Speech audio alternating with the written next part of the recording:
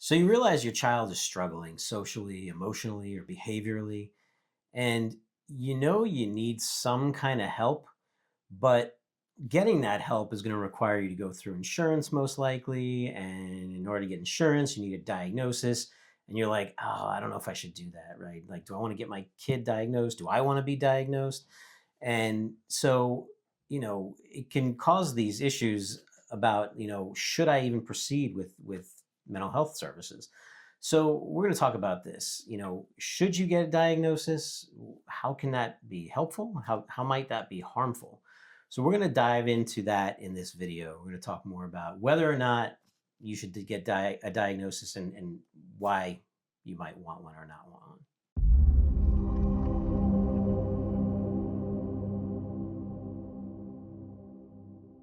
I'm Dr. Dana Torpy Newman. This is my husband, Dr. Eric Newman, and together we are Newman Psych. We started this channel to provide information and talk about interesting issues related to psychology. And this is one of them. This is the age old question: should I get a diagnosis for myself or my child or not?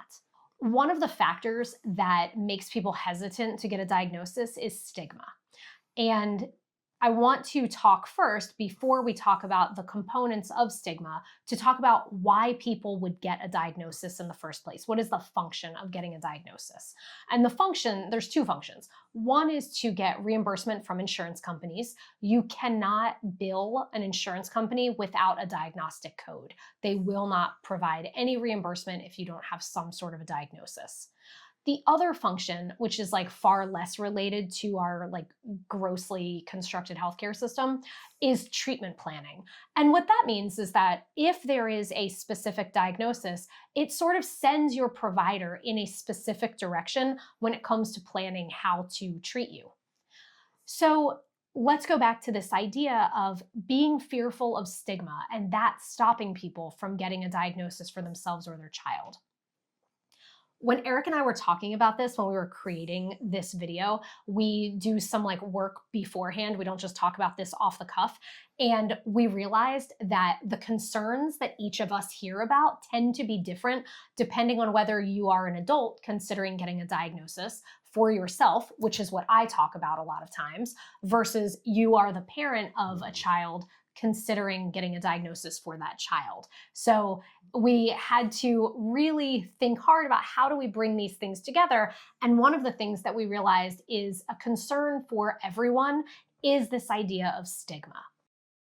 Basically, stigma refers to people worrying that if other people find out, they're going to treat them differently.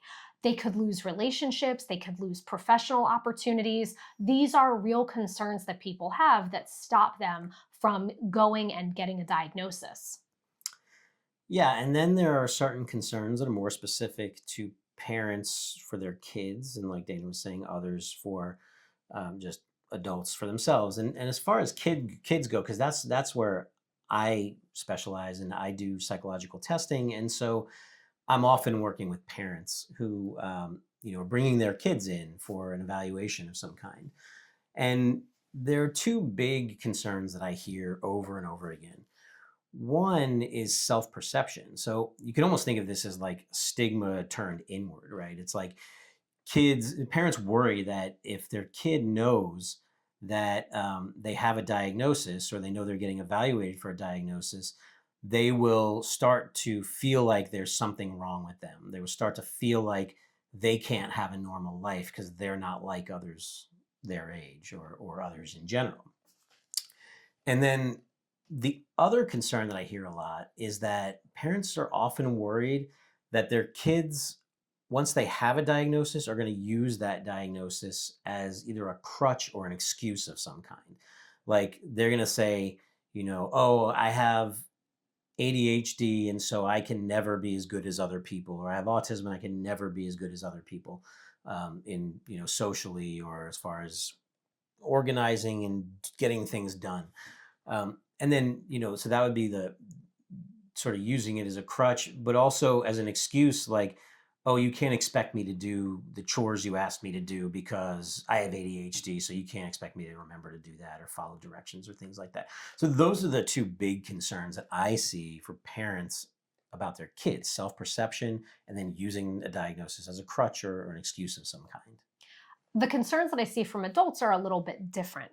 I also talk to a lot of parents who I am encouraging them to get their kids diagnosed. So, what Eric is saying is absolutely stuff that I hear as well. When it comes to adults getting their own diagnosis, their primary concerns are really about discrimination. So, that refers to especially professional discrimination. Being denied opportunities or promotions, being terminated from their jobs. I recently had a situation come up where someone expressed concern about whether they would be able to get life insurance or what the rates would be if they had what was like a very benign diagnosis. People who are in the military or hope to be in the military or who are in the government, they have security clearances and they are concerned about what happens to their clearance status if they have a And diagnosis. I actually, that's one that I see a lot in when I test adolescents as well, because parents will often say, oh, well, if we get this diagnosis, what are going to be the impact in terms of like, oh, so and so wants to be a pilot when they turn 18 or they want to join the military. Are they going to be able to do that if they have a diagnosis? So let's talk about the benefits of getting diagnosed. And let's address some of these concerns that we were just laying out. One is that stigma is decreasing. Hopefully, as we know more about different psychological diagnoses, we are becoming aware of a couple of different things. One is that oftentimes when people have a specific diagnosis, there are areas in which their brains do amazing things.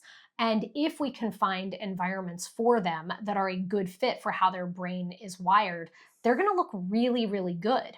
And so the more we start to talk about that as a society, the less stigma we will have around diagnosis. Right. And certainly, the stigma is still there. There's no getting around that, but it is certainly decreasing over time. Um, Another thing that is kind of, that can be beneficial about having a diagnosis is that, you know, so I see this with kids a lot. When parents are concerned about what a kid is going to think about themselves if they have a diagnosis, the flip side of that is that the child already kind of knows, and this goes for adults too, they already know that something is going on. They already feel bad about that, and they feel hopeless because they don't know what to do about it. With a diagnosis, and if it points in the right direction, it provides some clarity and it provides a direction for things to get better. So it provides hope, and when you think about whether or not to get a diagnosis and you are worried about sharing that information with other people, one thing to keep in mind is that ultimately, with some minor exceptions, you're in charge of who you share that information with, right?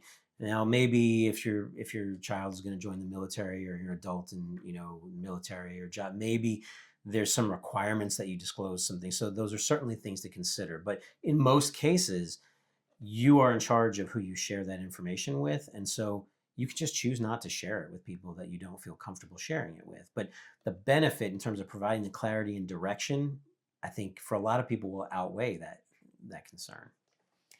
And then that leads to knowing your diagnosis also helps you or your therapist find the right treatment or the right recommendations for structuring your environment to be a good fit. So you already know that something is going on, then you can actually get services to figure out like how do I function in this world with the brain that I have.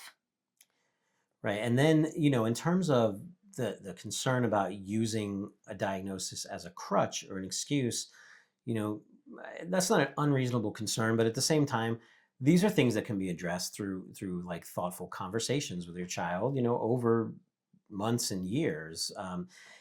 Talking about how the diagnosis really should serve to provide a roadmap to allow you to function better, to provide a path forward. It's not meant to impair your functioning or to be an excuse to impair your functioning. It's meant to improve your functioning, to provide a pathway toward improvement. If you think about this, just a more like an easier way to think about this is if you consider a child who is having trouble, but you don't exactly know what it is, they are probably engaging in a lot of avoidance of whatever things they struggle with the most. And they're going to need to learn as they become adults how to adapt to some of the demands of their environment so that they can be successful. Continuing to just allow that avoidance as like a strategy to deal with the unknown probably isn't the most effective path forward. Yeah, and finally, in terms of worrying about discrimination, um, again, a reasonable concern. And I would never tell someone that that's not something they should worry about. But we do have, the Americans with Disabilities Act does provide some protections at the federal level for people who do have some form of a disability. So it's difficult because there are ways around that. There are ways for people to, whether it be in a job or somewhere else, where people can sort of say that they are, you know, kind of making it so you don't have opportunities, or you get fired or something for they'll say it's for other reasons when it's really for a disability. So it's not that there's no way around this, but there are at least protections in place for people with disabilities that do prevent discrimination.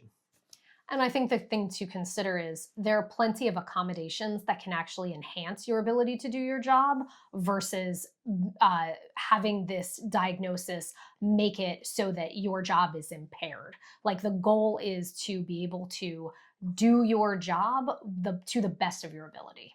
So we hope that you found this video to be helpful. If you found value in it, please like and subscribe to Newman Psych. And we look forward to seeing you in future videos where we talk about all of the things that you either already are asking yourself about or should be, but you didn't even know that you should be. All right, thanks.